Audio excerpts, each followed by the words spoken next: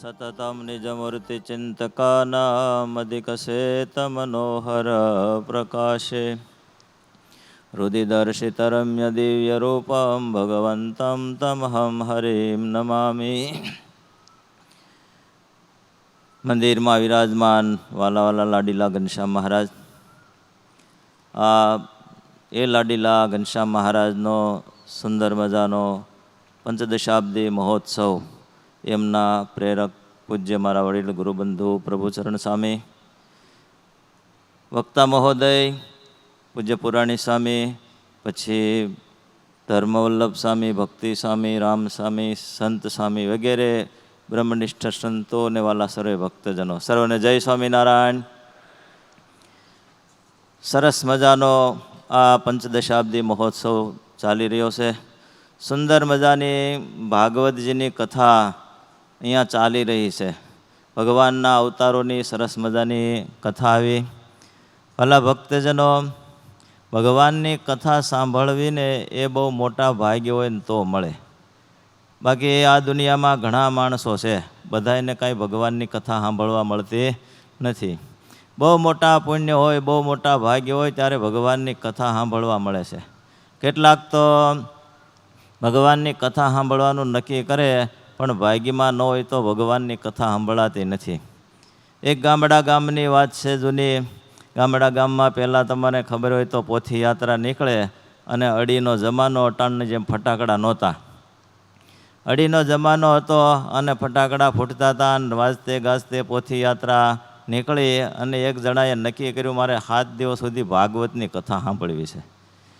આમ નક્કી કર્યું અને ભાઈ પોથી યાત્રામાં જોડાણા અને ઓલો પડખે અડીવાળો આવીને પાણાની હારે અડી પછાડી જ્યાં અડી ફૂટીને ત્યાં કાનમાં ધાક પડી ગઈ.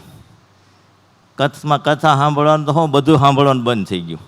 7 દિવસ સુધી કથામાં બેઠા પણ કથા કાંઈ સાંભળાણી નહીં. વળી પાછી પોથી નીકળી અને વળી પાછી અડી ફૂટી ધાક ખુલી ગઈ. લ્યો, કથા સાંભળાણી નહીં. એમ ભાગ્યમાં ન હોય તો કથા સાંભળાય નહીં.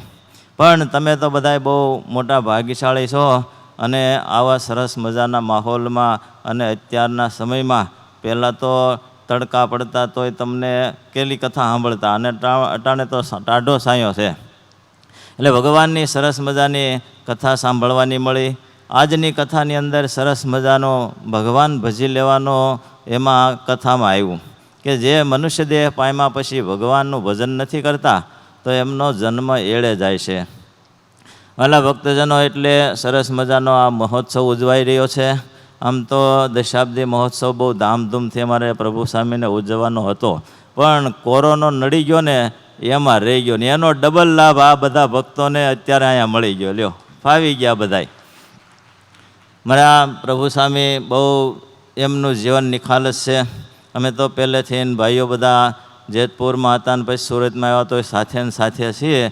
એટલે હમણાં જ વક્તાશ્રીએ કીધું એમ પૂજ્ય પ્રભુ સ્વામીનું જીવન એકદમ નિરાળું, નિખલ અને સાધુતાયુક્ત એવું જીવન છે. એમણે સરસ મજાના આટલા બધા સંતોના મંડળ, બહુ સક્રિય સંતો છે બધાય, ખૂબ સત્સંગની સેવા કરે છે અને વેડરોડના બધા ભક્તોને ખૂબ લાભ આપે છે.